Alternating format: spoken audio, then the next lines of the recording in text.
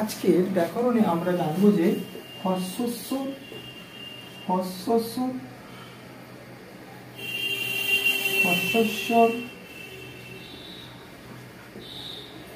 আর দীর্ঘস্বর।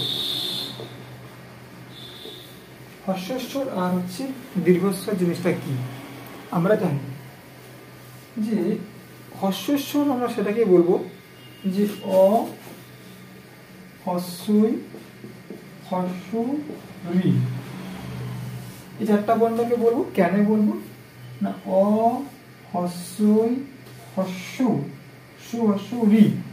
এই চারটা বর্ণ উচ্চারণ করতে গেলে দিস ইজ টাইম, TIM, শুধু টাইম কথাটা মনে রাখো। এই চারটে বর্ণ উচ্চারণ করতে গেলে কম সময় লাগে বলে কি আমরা হস্যস্বর বলবো।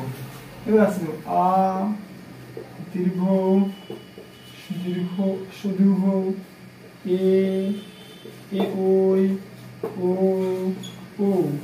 এই সাতটা বর্ণ 1 2 3 4 1 2 3 4 5 6 7 এই সাতটা বর্ণ উচ্চারণ করতে টাইম, দুটোই টাইম বেশি সময় লাগে বলে একে আমরা দীর্ঘস্বর বলবো।